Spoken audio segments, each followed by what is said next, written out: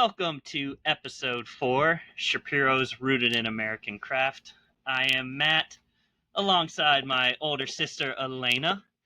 Thank Hello. you guys for joining us again for episode 4, Shapiro's Rooted in American Craft. We like to give you a little insight into what it's like running a art gallery, what it's like being a family business, and what it's like dealing with American handmade. Episode 1, you got to meet us. Episode 2, you got to meet our mom. Episode 3, Elena went shopping and kind of explained what it's like to attend a buying show and what it's like to keep the gallery stocked with new and beautiful items. But really, buying never stops, does it? No, actually, right now I'm working on a lot of online buying. Some of the online sites that we use are having their own virtual trade shows this week. So I kind of shifted from in-person trade show to virtual trade show and just trying to get the gallery stocked and ready for the holidays. So what are we buying this week? Anything coming in soon, or is it all still for the holidays? Everything I'm shopping for now is for the holidays. So October, Okay. November, December, we have lots of fun things coming in. Okay. We still have stuff. We still have work coming in between now and then, but that stuff was, purchased a while ago, and now shopping for holidays. So, Nice. All right. yeah, Well, keep us on our toes. Keep us excited for October, November, December. always. So we all know this is my favorite segment. Out of the gallery with Matt and Elena. Should we just jump right to the most important event that happened this week? Sure. Happy birthday, Mom. Sue turned 66. 6. All right. And 66. we all actually had a night off from the gallery, so we went and celebrated and had some amazing Italian food down in Gulfport, and it was a blast. So we just really wanted to make sure we said happy birthday to Sue. Yeah. And what else do you have going on? Anything else exciting happened this week? Well, Avery starts kindergarten in a few weeks, which is crazy. So we have been back to school clothing shopping. Oh, wow. She has to wear uniform. So we've been trying to make sure she's properly outfitted. And so that'll be a whole another thing to tackle in a few weeks. I got a few more weeks with her, but yeah. What about you? I know a guy that has a t-shirt company, so if you need some unique t-shirts, we can help you out.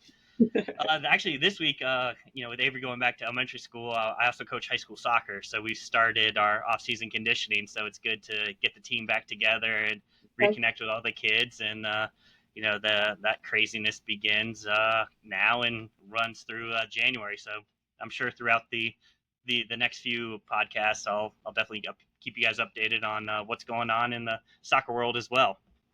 Nice. But yeah, that was our quick outside the gallery with Matt and Elena. We have an awesome guest that we want to get to, so we really want to focus all of our energy and time on her. Just to remind everyone, Shapiro's Rooted in American Craft. You can find us on Spotify, Apple Podcasts. Follow us on our YouTube channel. Make sure you comment, leave a review, share with your friends. Don't forget the social medias as well, Shapiro's Gallery on Instagram and Facebook. And you can always visit us on our website, shapirogallery.com, to see all the different pieces that are coming in, and also to see the different pieces that from the artists that we've interviewed. So episode 4, we're bringing on Christina Kober. What's your relationship like with Christina, Elena? Yeah, I'm really excited for this one.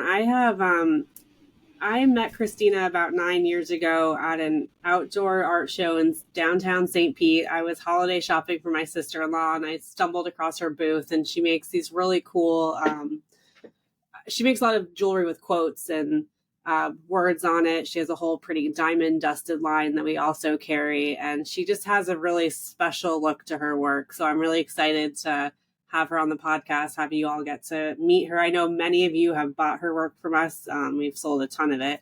So I'm just excited to kind of hear her story and learn a little bit more about her. Well, Christina, welcome. Thank you for joining us. Yeah, thank you for having me. I'm so excited. So we found you about 9 years ago. Mm-hmm. How has your work kind of evolved and changed over the last 8 or 9 years? It's gone all over the place, honestly. So most of my work is focused around words and inspiration, and I've always kind of stayed true to that, but I've kind of grown as far as recognizing what I'm strongest at. I've tried to go trendy. I've tried to go fine. I've tried to do, add stones, all that kind of stuff, but I always come back to the metal and the message.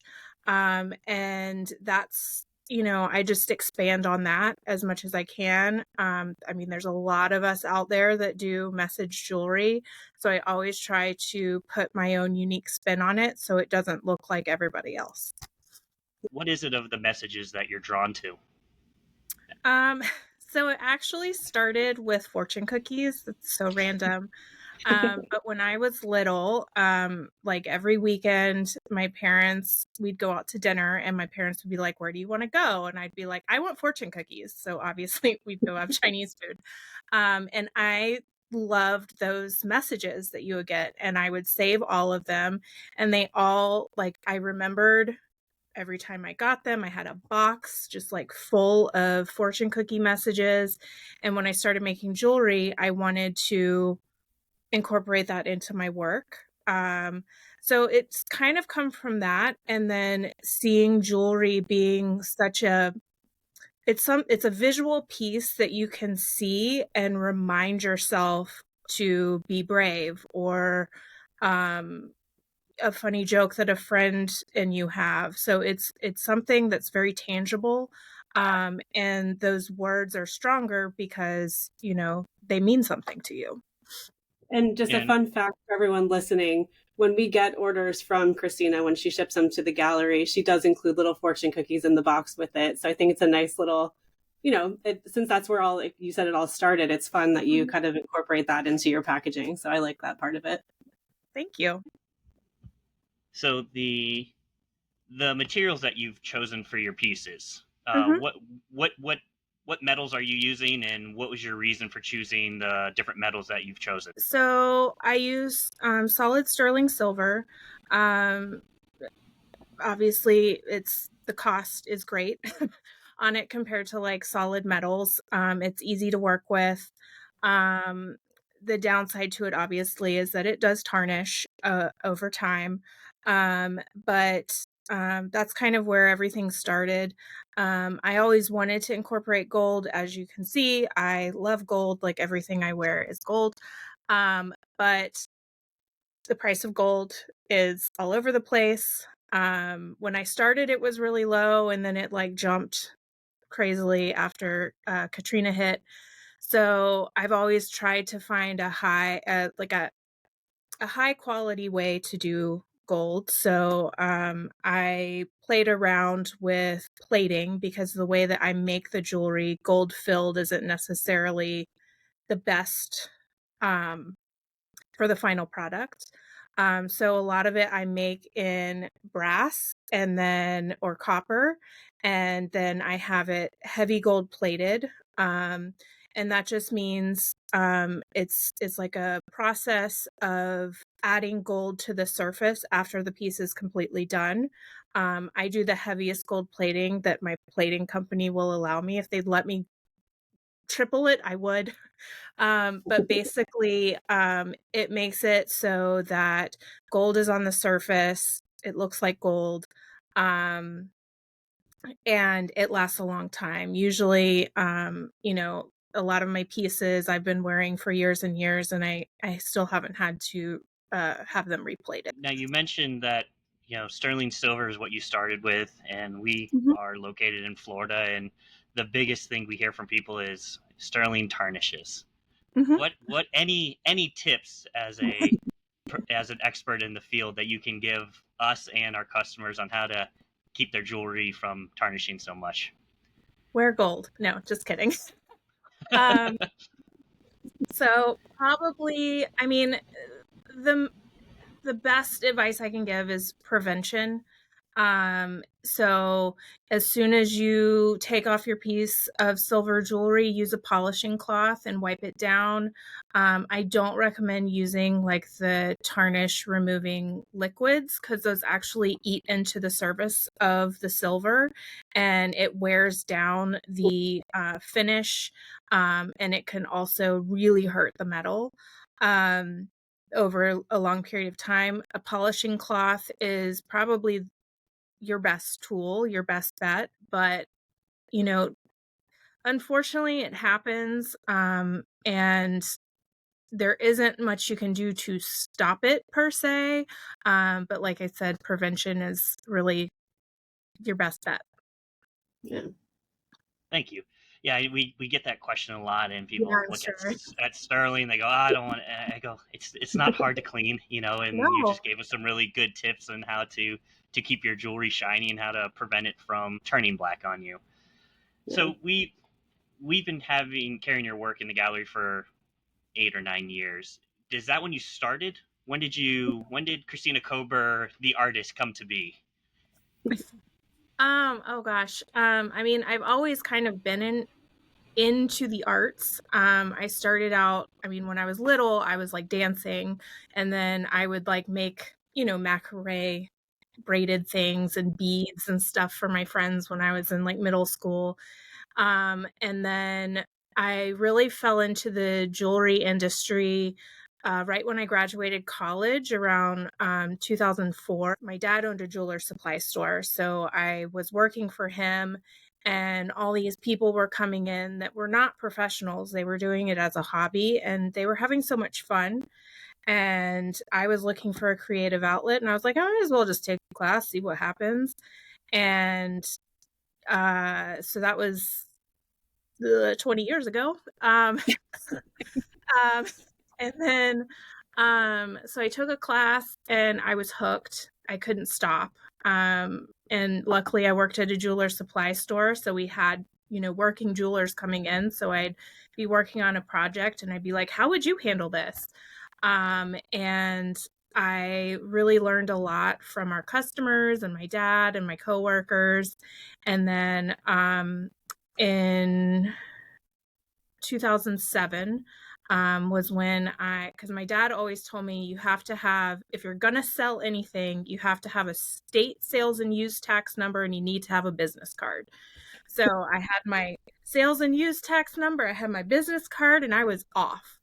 Um, so I started my Etsy site and yeah, just kind of went from there. I'm actually celebrating my business birthday this week. So, Oh, yeah. happy business birthday! Thank you.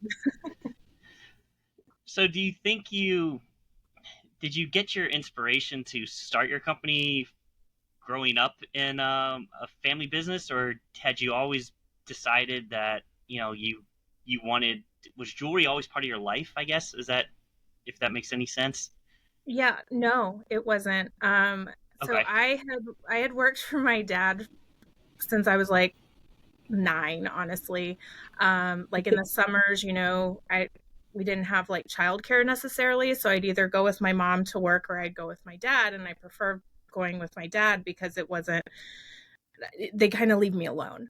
But he would ask me to like stock the shelves and like do that stuff, and I was like, I'm never working here. This is the worst. Um, and then Very familiar. sure. And like I went to college for public health. I thought I wanted to work for the CDC in epidemiology. Um, Obviously, I do so much with that now. And like I said, I was working for him and I just needed a creative outlet. And I mean, I've always liked jewelry. I never wore that much. I thought it was pretty.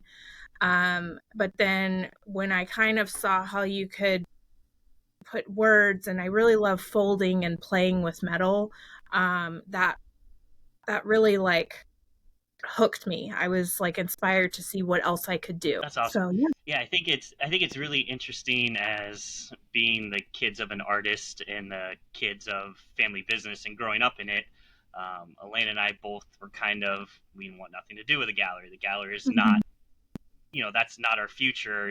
Art is not what we want to do. And then fast forward 20 years, here we Mhm. are. And, it's interesting talking to a few other kids of artists or those that become second generation, business owners. It seems like there's a similar trend that it's Mhm. just kind of do it on our own without being forced to. And I think it's nice that we've had the guidance. It sounds like you've had as well the kind of influence of at least your dad's kind of business Mhm. acumen to help kind of catapult you to the next level.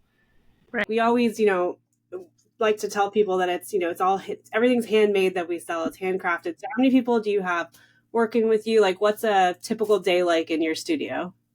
Um, well, it's changed a lot in the past few years. I used to have a studio, like a separate studio, and I had at one point I had like 7 employees, for being jewelers. I had a marketing person and a shipping person and a customer service person and a wholesale person, like all this stuff. And then it just kind of felt like too much. And then COVID happened. Well, I had a baby, and then COVID happened. And then we moved back to Atlanta. I was in Nashville. We moved back to Atlanta, which is where I'm from. And I moved my studio into my basement.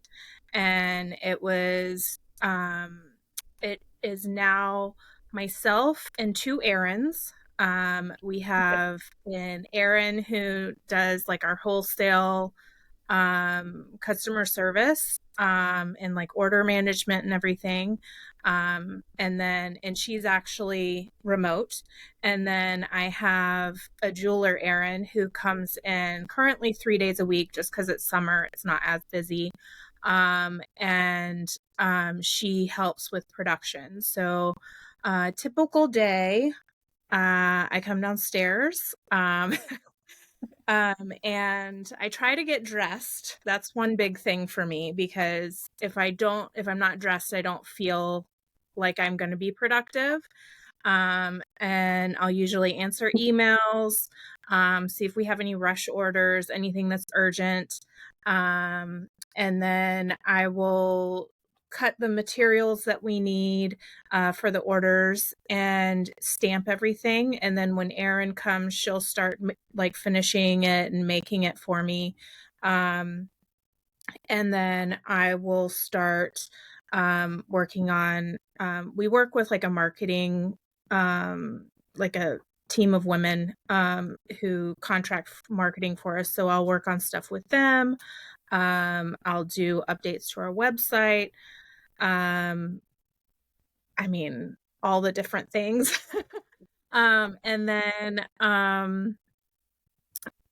usually by the end of the day, Erin has finished that batch of work. So I'll start packing it up to ship the next morning. Unfortunately, our USPS isn't that great, so I have to take it to the post office. Yeah, so You have a it's nonstop day. I have a nonstop day, and then a lot of times at night I'm still doing, Making the art and creating designs that must be the fun yeah, part. yeah. When I get to do that part, I'm like, oh yeah, let's get to work. Um, but a lot of times it's the stuff behind the scenes that I'm doing. I do like having a smaller team because it's not as much people management, I would say. Because I'm an introvert, so I do better the smaller group of people and more intimate settings, I would say. So, but yeah, my days are kind of crazy.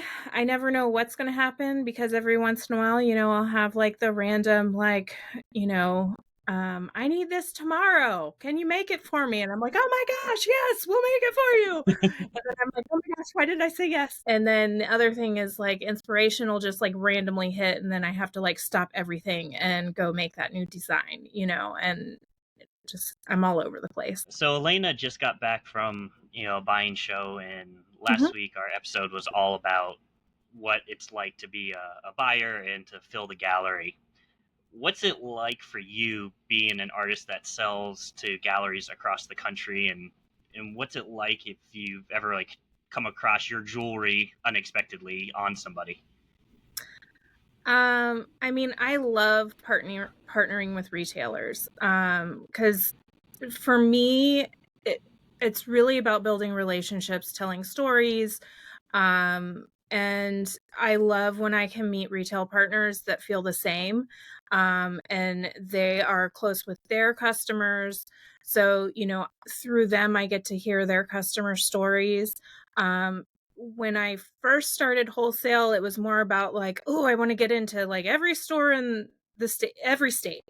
And then once I started like getting to more retailers, it felt less personal and I didn't like that as much. So now I really focus on, who we're working with, building that relationship.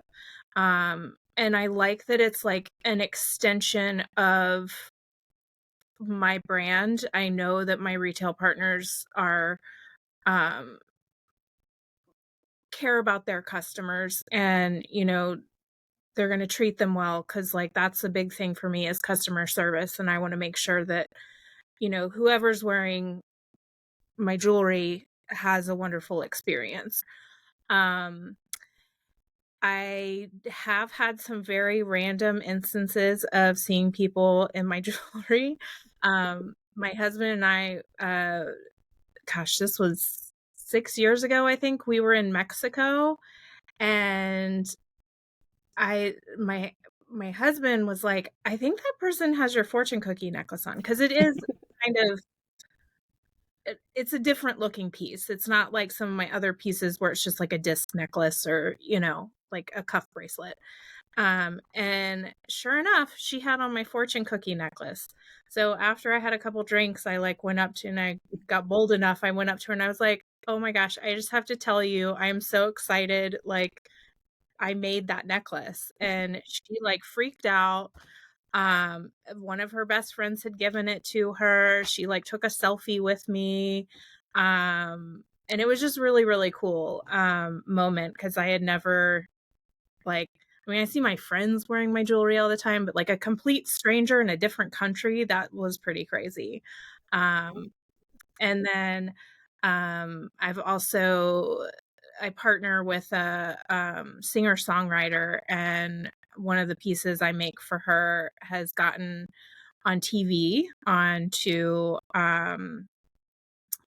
Jenny Mars, Fixer to Fabulous. So like I watch it and I'm Oh, like, that's so weird. It's my necklace. So yeah, it's really cool to see your jewelry out in the wild, especially when it's people you don't know, because then it's really kind of validating that it's like getting out there. I think the cool thing about your work is it is different, and you mentioned earlier that there are so many different word pieces out there, but your jewelry stands out. How do you force yourself not to duplicate or recreate, or what's your process Oh to make sure gosh. that your words are Well, so different I mean than it everyone else's? one thing is it's easy to just repeat what you see. And for me, I always have to make things more difficult. But the other thing is I've always wanted to be different and stand out. Even though I don't like I said, I'm an introvert. I don't really like the spotlight, but I've always wanted to do something different. And I do this texture on the jewelry that I call diamond dusting. That's a imprint of a diamond. So I use that a lot to add a texture. I really try to make this so all of the letter work is hand stamped, one letter at a time. So I try to make it look as uniform as possible, but if one letter's off a little bit, I don't worry too much about that because it is that handmade feel, but also giving it that more not commercial, but more clean look. I think sometimes things get a little overcomplicated um, by, let's throw a bunch of stones on there. Let's, hammer it to hell, and then we'll do this. And I mean, that's beautiful, but sometimes the simplicity is really, shows craftsmanship, and it shows how much work goes into a piece. So we often have people come in the gallery and they don't understand handmade. They don't Mhm. understand handmade in America or handmade in general. So we try to always, as part of, in addition to selling, we try to educate them as well about why handmade's important and why this clay mug that you can buy at some big box store is $5, but ours are 48. Why Mhm. is handmade in America important for you? Um, I think I think it comes back to like growing up with being in working for my dad, being around my dad. My dad started out as a hand engraver, which, if you know anything about hand engraving, it is like a slow, very detailed, very, I mean, it takes years and years and years to get good at it. And to appreciate that kind of work, um, and to be a master in your field, um, I mean, that is something. It's not, it's, there is talent there, but it's also, the blood, sweat, and tears that go behind it, and, handmade is somebody's heart is put into it. And, I feel like sometimes, yes, we want something quick and easy. It doesn't need to be handmade, like I don't need handcrafted toilet paper or anything like that. But, appreciating the craft and the art that someone has spent their life, or, years of their life honing, is um something that's really amazing and precious, and not every, like, the other really cool thing to me is if you gave myself and four other jewelers a box of supplies or materials and was like, here, make something, every single one of us would make something completely different. And that's because of our experiences in life. That's because of what we've honed as our craft and how our minds think. And like, I think it's really beautiful to see how different people's brains work to create something so special. Like, one thing I love to do is whenever I travel, I always try to go to like a local gallery or something and get a piece. It may not be made there, but I'm at least supporting that gallery that carries that artist from wherever. So I know I'm supporting locally artisans and a small business. I agree, and I think that's very well said. And we're always trying to explain to customers that come in the gallery, why this piece is more money than if you were to go to some big box. So I like that. The last question I have for you is for any young or newer artists that are getting into selling to galleries, or just in general, they're just starting out in their career. What's the one piece of advice you would like to share with them and wish that you had when you first started? I think the biggest thing is to stay true to who you are. If you try to force something, um, it's going to come across when you try to sell it. Um, I always found it so much easier. I mean, not that everything is about selling, but I mean, you do need to make a living if you're going to be an artist. It's so much easier to sell something if you love it and you're proud of it. If you're like, well, I'm just trying to be like XYZ person, that's gonna, like, while it may not be completely apparent, it's gonna show that you don't care as much and you don't love it as much. And that was one of my favorite things about doing art festivals was, um, I would never realize how much I loved a piece until I would start talking to someone about it and then telling like how it came about. And then I'm like, oh my gosh, I really do like this. Um, so, because sometimes, especially if you're doing production work, it starts to feel like a slog. You know, you're doing the same thing over and over again. You're like, oh my gosh, if I make one more of these, I swear I'm throwing it in the trash. And, but then, you know, if you take a step back and you think about your why, think about, you know, what started it all, it kind of reignites that like passion behind it. Awesome. Well, thank you so much, Christina. That was awesome.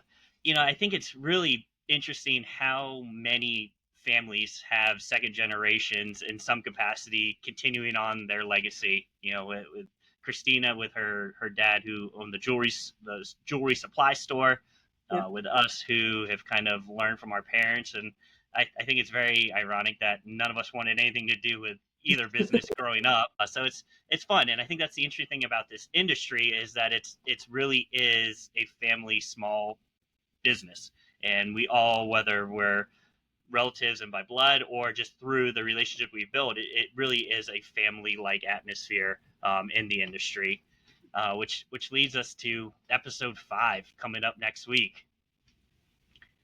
Who do we want to talk most about in episode 5? Well, I think we're actually finally bringing Dad on next week's episode. So you guys all get to listen to Mike talk. So we're really excited for you guys to kind of learn a little bit more what it's like to work in a family business. And yeah, Dad's making his podcast debut.